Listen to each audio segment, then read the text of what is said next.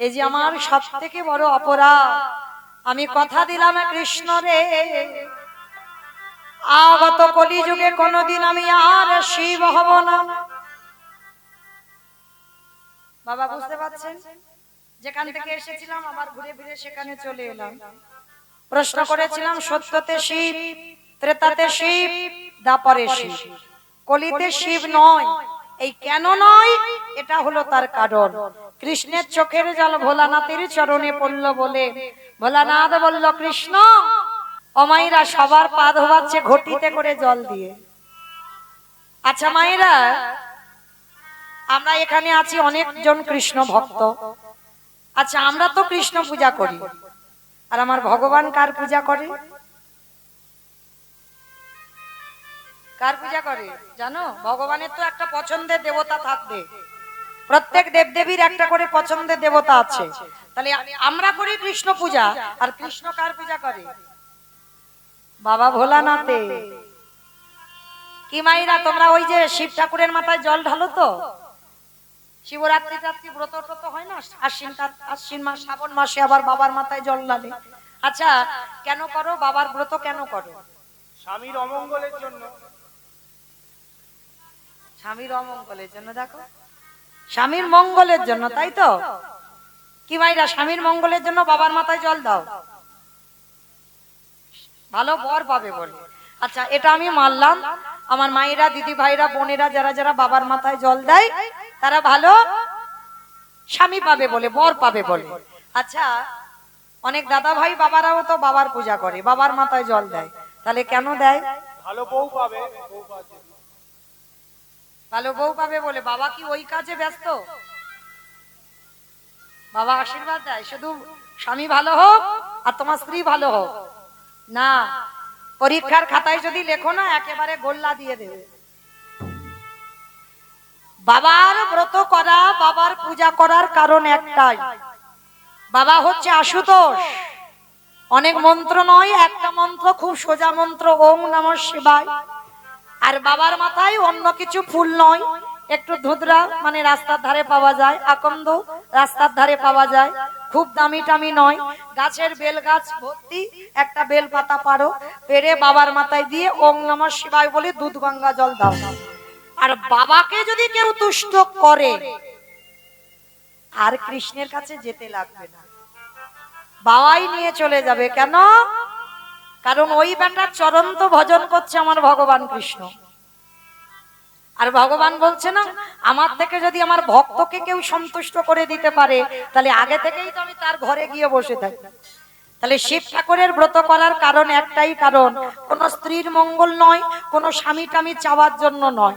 তাহলে শিব ঠাকুরের মাথায় জল ঢালবে একটাই কথা বলে যে প্রভু আমার যেন কৃষ্ণ প্রেম ভক্তি লাভ হয়, আর অন্য কোনো কারণ নয়। যার জন্য আজকের বাবা কি করেছে দেখো, সবার পা ধোবাচ্ছে ঘটিতে করে। আর বাবার বেলা কি করেছে জানো? খালে বিলে নদী নালা পুকুরে ঘাটের জলে নয়, কৃষ্ণ দয়াময় আমার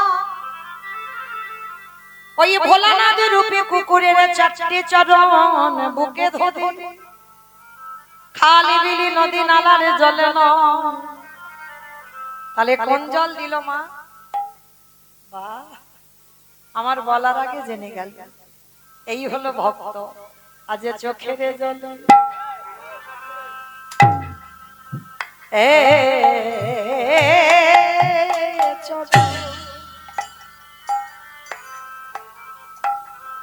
যুধিষ্ঠির বললেন, কৃষ্ণ তুই নিজেকে বলছিস পাপী কেন? কি এমন পাপ করেছিস?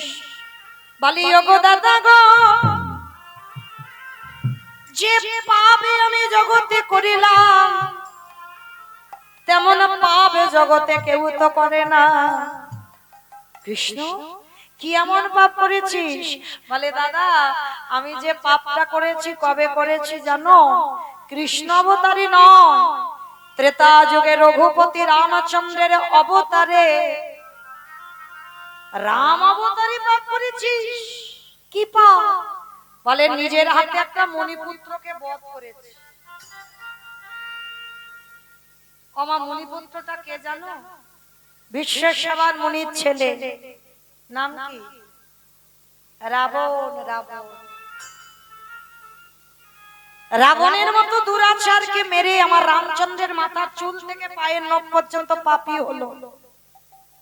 আচ্ছা মা বলো তো, রাবণ তো দুরাচার, রাবণ তো ব্যভিচার, তাহলে রাবণের মতো দুরাচারকে মেরে আমার রামচন্দ্রের পাপ হলো কেন? কি মাইরা, পাপী মানুষকে মারলে পাপ হয়? হয় না তো, তাহলে রামচন্দ্রের হলো কেন? হলো কেন? রাবণ কি পাপী ছিল? রাবণের মতো ভক্ত জগতে কেহ নাই। রাবণের দেহটা ওই যে নারকেলের মতো, বাইরেটা কঠিন কিন্তু ভিতরটাই যে ঢুকেছে সে জানে। রাবণ কোনদিন খারাপ ছিল না। আপনারা প্রশ্ন করবেন, খারাপ যদি না হলো তাহলে ভগবানের বউকে তুলে নিয়ে গেল কেন? নারী চুরি কারা করে? যারা দুরাচার পাপিষ্ঠ তারা তো নারী হরণ করে। তাহলে রাবণ তো দুরাচার বলে না, রাবণ দুরাচার নয়। যে যেমন ভাবে নেবে বাবা, কেউ যদি মনে করে নারী ভোগে তার কাছে ভোগে, আর কেউ যদি মনে করে নারী সাধনার তার কাছে হয় সাধনা। এইটা তো খেয়াল করতে হবে। রাবণ এমনি এমনি তো আমার সীতামাকে তুলে নিয়ে যায়নি। নারী ভজনের, নারী সাধনার, নারী আরাধনা, ওই নারী চরণ যদি ঠিক ঠিক ভজন করা যায়, আমাদের অচিরে কৃষ্ণ প্রাপ্তি হয় গো। ওই নারী চরণ হরি বল হরি বল সাধন ভজন করিলি, অচিরে কৃষ্ণ প্রাপ্তি হয় গো। আস্তে। তাহলে আজকে জগতে সংসারে বাবা বুঝতে হবে, জানতে হবে রাবণ চুরি করলো কেন? যে রাবণের একটা দুটো বউ নয় 10,000 বউ ছিল, তবু বাবা কিসের জন্য ভগবানের বউ চুরি করলো? আমাইরা একেবারে সোজা ভাষায় তোমাদেরকে বোঝাই কেন বউ চুরি করেছিল। আচ্ছা আমার সিনেমা টিনেমা দেখো তো? আমার সিনেমা দেখো? আচ্ছা সিনেমা বাদ দাও, সিরিয়াল দেখো? সিরিয়াল দেখো তো? আচ্ছা যারা যারা সিরিয়াল দেখো, আমি জানবার জন্যই কিন্তু প্রশ্নটা করলাম, আজে বাজে কথা বলবো না। তাহলে সিরিয়াল যারা দেখো, আচ্ছা শুধু কি নায়ক নায়িকা থাকলে সিরিয়ালটা ভালো লাগে? একটা ভিলেন লাগবে, খলনায়ক, মারামারি হবে, কাটাকাটি হবে, খুনোখুনি হবে, তবে তো বাবা সিরিয়ালটা জমে উঠবে, তাই না? আচ্ছা বলো তো, যখন ভিলেন নায়ককে জব্দ করতে না পারে, কিছুতেই নায়ককে মারতে পারছে না, শেষ পদ্ধতিটা কি করে? কি করে? হ্যাঁ, নায়িকাকে তুলে নিয়ে চলে যায়। আর নায়িকাকে যদি একবার তুলে নিয়ে চলে যায়, আর কি বাবা নায়কের কাছে যেতে লাগবে? মা 10 তলা বিল্ডিং থেকে ঝাঁপিয়ে নায়িকার কাছে যাবে না? মানে এটা বাচ্চিকের কথা বললাম, এবার আমি তত্ত্বে মেলাবো, একটু মিলিয়ে নেন। আমার রামে যদি নায়ক হয়, সীতামা যদি নায়িকা হয়, রাবণ যদি ভিলেন হয়, নায়ককে তো জব্দ করতে পারছে না, এবার নায়িকাকে তুলে নিয়ে গেছে। শুধু তুলে নিল না, জ্বালা দিল, যন্ত্রণা দিল, ব্যথা দিল, বেদনা দিল, কষ্ট দিল।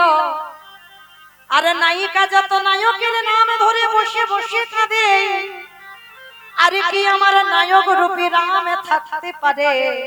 7 সমুদ্র 13 নদী পার করি ওই সোনার লঙ্কায় ছুটে যাবে। হরি ভক্ত বাবা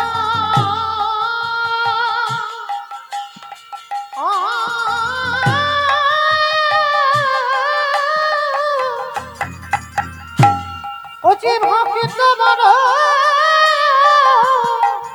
ভালো বাসে, তখন সোনার লঙ্কায় ছুটে যাবে। আস্তে।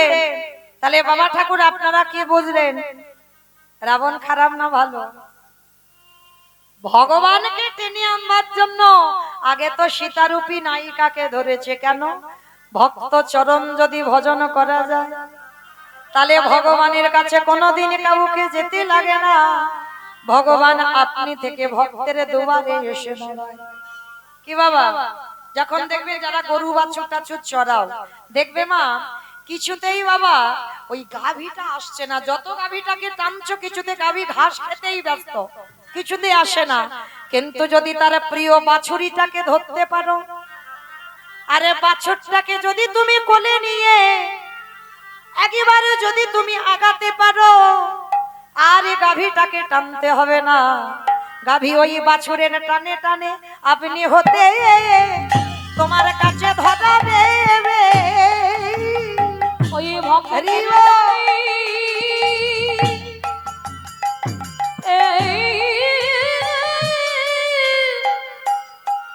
ওই ভক্তের টানে ভগবান যে আপনি হতে ধরা দেবে।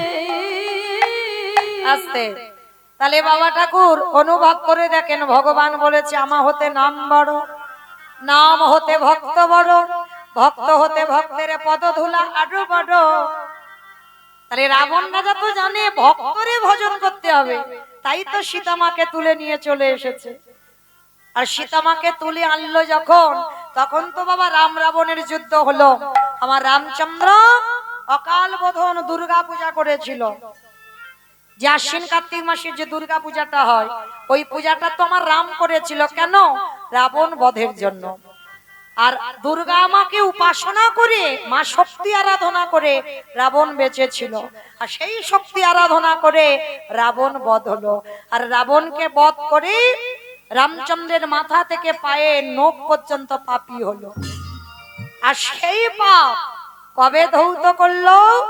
কৃষ্ণ অবতারে যুধিষ্ঠির রাজস্বয় যোগে। অমাইরা যারা যারা মন প্রাণ দিয়ে শুনছো, বুঝতে পারলে তো? আবার ঘুরে ফিরে সেখানে চলে এলাম।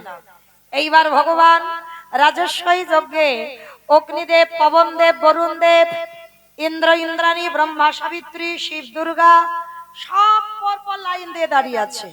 আর কৃষ্ণ একে একে ডাকে পা ধোবায় আর যজ্ঞের ভিতরে প্রবেশ করা। আর এমতো সময় জগৎ জননী মা দুর্গা আমার বাবাকে ডাকছে, প্রাণনাথ, অপ্রাণনাথ। আর দেরি নয়, চলো কৃষ্ণ পা ধোবাবে, পা দুটো একটু ধুইয়ে নিয়ে চলো। বাবা হেসে বলছে, পার্বতী তোমার মাথা ঠিক আছে তো? কৃষ্ণ পা ধোবাবি আর আমার মতো পাপির পা দুটো বাড়াবো? শোনো, তোমার যদি ইচ্ছে করে তো তুমি লাইনে দাঁড়াও, আমার পা তো আমার কৃষ্ণ ধোয়াতে পারবে না।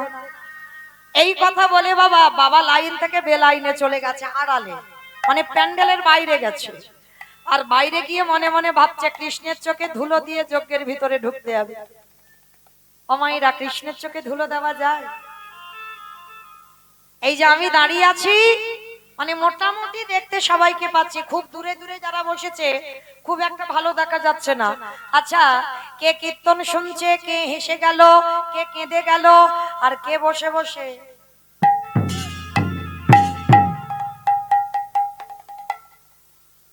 আমি দেখতে পাচ্ছি না। কিন্তু ওই যে ছেলেটা মাসিটা বাজাচ্ছে,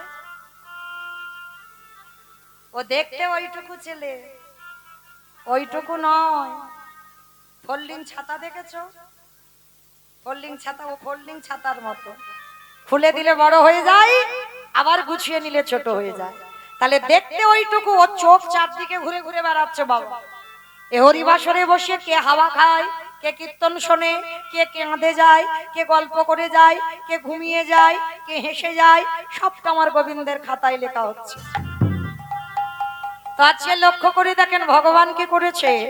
মনে মনে ভাবছে, দেখেছো এ বেটা আমার চোখে ধুলো দেবে, যার জন্য আড়ালে চলে গেছে। কিন্তু আমি রাবণকে মেরে যে পাপ করে আছি, ওনার চরণ না ধোয়ালে আমি পাপ থেকে মুক্তি পাবো না। যার জন্য আমার চোখে এই দায়িত্বটা নেওয়া, আর সেই বাবা বেলাইনে চলে গেল। তাহলে দেখি ও তো আসবে আমার কাছে, ঠিক কথা। এবার বাবা মনে মনে করছে আমি ধুলো দেব কি করে। বাবা আড়ালে গিয়ে বাবা দুম করে একটা কুকুর হয়ে কুকুর হলো প্রভু ভক্ত। আর যেই না কুকুর হয়েছে মনে মনে চিন্তা করছে কোথা থেকে ঢুকবো। কৃষ্ণ তো দরজায় দাঁড়িয়ে আছে, আর কোথাও থেকে ঢুকবার জায়গা নেই। কিন্তু একটা জায়গা দেখতে পেয়েছে, কৃষ্ণের পায়ের তলা। মানে ভগবান তো পা ধুইয়ে যাচ্ছে, নিচু হয়েছে, হেঁট হয়েছে, আর পায়ে দুটো হাঁটুর মাঝখানটা ফাঁকা মতো দেখেছে। আর বাবা মনে মনে করছে কুকুর হয়ে ওইখান থেকে গলে ভিতরে চলে যাবে। বাবা বৈষ্ণব কিরম বুদ্ধিটা খাটিয়েছে দেখো। এইবার কুকুর রূপটা ধরে পিছন থেকে গিয়ে কৃষ্ণ হেঁট হয়ে পা ধোয়াচ্ছি। আর সবে মাত্র বাবা সবে মাথাটাকে, আর যেই না মাথাটা দিয়েছে, আমার ভগবানের মতো চালাক পৃথিবীতে কেউ আছে? তার মতো চাতুরালি কেউ জানে? এইবার দুটো হাঁটু নিয়ে কুকুরের কানের কাছে, এইবার দেখ কেমন লাগে। আর যেই না কানের কাছে চেপে দিয়েছে, কুকুর এবার কি করবে? কেউ কেউ করবে না, বারবার বলছে কৃষ্ণ ছেড়ে দে, কৃষ্ণ ছেড়ে দে, কৃষ্ণ ছেড়ে দে। বলে ছাড়বো বলে ধরি নাই। হে বৈষ্ণব গোসাই, ও হে বৈষ্ণব গোসাই, তোমার মতো বৈষ্ণবের দুটো পা ধোয়ালে বোধহয় আমার কম হতো। তাই তো বৈষ্ণব হয়ে জেনে বুঝে তুমি আমার জন্য এক্সট্রা দুটো জুড়ে দিয়েছো। মামা বুঝেছো? শিব ঠাকুরের কটা পা? দুটো পা। আর কুকুরের চারটে পা। চারটে পা। ভগবান বললে হে বৈষ্ণব, তোমার মতো বৈষ্ণবের দুটো পা ধোয়ালে আমার জীবনে কম হতো, ওই জন্য তো তুমি আমার জন্য এক্সট্রা দুটো জুড়েছো। এবারে দাহু দাহু ছোট তুমি বাজাইয়ে দাও। বলে ও হে হরি বলো, হরি বলো। বৈষ্ণব গোসাই, দাও দাও চরণ বড়াই দাও। বলি আমি তো চরণ ছাড়বো না, বলে দাও দাও চরণ বড়াই দাও। বলি আমি তো চরণ ছাড়বো না, দাও দাও চরণ বড়াই দাও। বলি দাও দাও চরণ ভরাই দাও। নিতাই গৌর হরি বলি দাও দাও চরণ বলে ভরাই এই দাও। চরণ যখন হৃদে ধরেছি, বলি আমি তো চরণ ছাড়বো না। আস্তে মোটা দড়ি নিয়ে কুকুরটাকে আস্তে পিষ্টে বেঁধেছে। আর বাঁধলে কি হবে বাবা? কুকুরের চারটে পা শুধু ছটফট ছটফট করছে। ভগবান বলে এবার পায়ের ব্যবস্থা করতে হবে। মোটা দড়ি নিয়ে কুকুরের চারটে পা বেঁধে দিয়েছে। আর যেই কুকুরের পা বেঁধে দিল, আর কিছু করতে পারবে? শুধু ধুলায় গড়াগড়ি যায় আর নয়ন জলে ভেসে যায়। আরে কেঁদে কেঁদে বলে কৃষ্ণ করে, ওরে কৃষ্ণ রে, পারিস যদি আমায় ক্ষমা করে দিচ্ছু। কথা হবে না, শুধু দেখে যাও এবার আমি কি করি। চরণ ধোয়া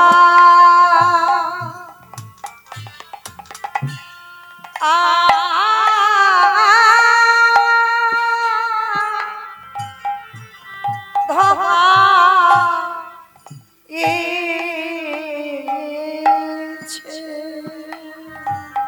হে বৈষ্ণব কৃপা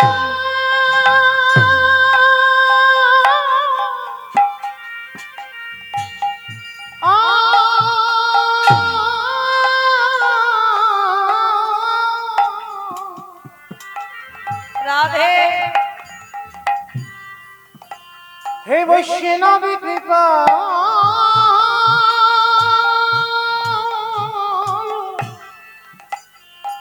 কৃপা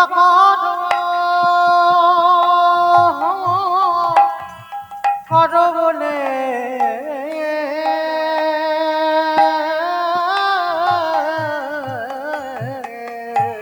যে চোখের জলে চর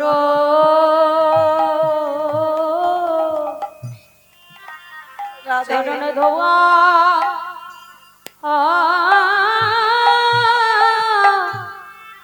ধোয়াইছে। সখনই আমার বাবা ভোলানাথ বলল কৃষ্ণ আজ আমার মতো অধম আমার পায়ে তুই ভগবান হয়ে চোখের জল। আগত কলিযুগে হব আমি অদ্বৈত আচার্য গোসাই। তুই আমার কৃষ্ণ নয়, তুই হবি নদী আর নিমাই চাঁদ। নদিয়ার নিমাই চাঁদ। ওরে আমি 12 বৎসরের তুলসী ভাষায় তোকে আহ্বান করব নদী আর মাটিতে। তোরে থেকে আমি 52 বছরের বড় হব।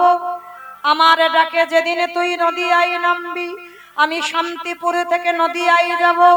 যেদিন তুই আর আমি দুজনে মুখোমুখি হব, এই যে রাজস্বাই যজ্ঞে তোরে চোখের জল পুকুরের পায়ে পড়লো, এই পুকুর তোর কাছে ঋণী হয়ে গেল।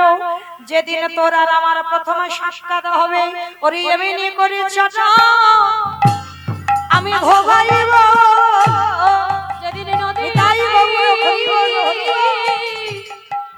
নিমাই হবি, এমনি করে চট ভবাইব।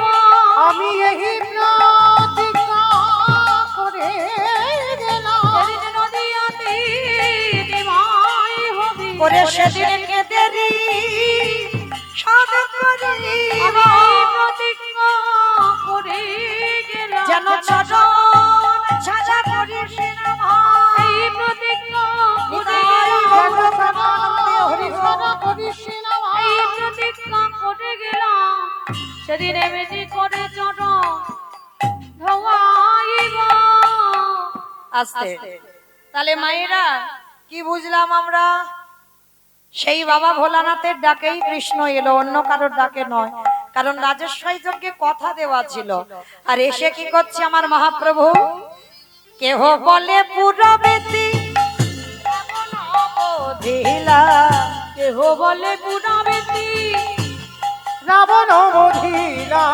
কেহ বলে আস্তে পুরাবেতি। ওমা উলু কই সব? উলু মাঠে মাঠে। বুঝতে গেছো উলু? উলু নেই এখানে গ্রামে, উলু নেই। আছে? যদি থাকে কই একবার দেখাও উলু। কেহ বলে পুরবেতি রাবণ বধিলা, কেহ বলে পুরাবেতে আমার গোড়ারি। গোড়া গোড়া গোড়া গোড়ারি।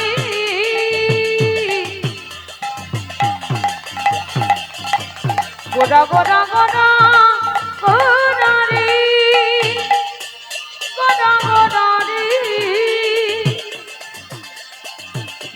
ওই নদী আর চাঁদ গোড়া। নিতাই গৌর প্রেমানন্দে হরি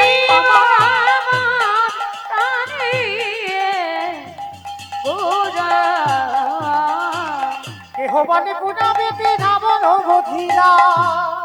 ও গোলকের বৈভব লীলা প্রকাশ করিলা। ওই গলকের বৈভব লীলা প্রকাশ করিলা। ওই গোলকের বৈভব লীলা প্রকাশ করিলা। শ্রী রাধার ভাবে গোরায় অবতাঙ্গা, শ্রী রাধার ভাবে রে গোড়া অবতার। শ্রী রাধার ভাবিয়ে রে গোরা যাবতা। ওই শ্রী রাধার ভাবে রে গোড়া অবতার। হরে কৃষ্ণ নামে গৌ করিলা প্রচার। ওই হরে কৃষ্ণ নামে গৌর করিলা প্রচার। ওই হরে কৃষ্ণ নামে গৌর হরিলা প্রচার। এইবারে লীলা প্রকাশ হলো, এইবারে লীলা প্রকাশ হলো। এইবারে লীলা প্রকাশ হলো। এইবারে লীলা প্রকাশ হলো। গোলকের বৈভব লীলা প্রকাশ করিলা। ওই গোলকের বৈভব লীলা প্রকাশ করিলা। ওই গোলকের বৈভব লীলা প্রকাশ করিলা। বাসুদেব ঘোষ কহে করি জোড়হা, করি জোড়হা। অগজে গো সেই কৃষ্ণ সেই তো জগন্নাথ। অবশ্যই তো জগন্নাথ। বাসুদেব ঘোষ কহে এই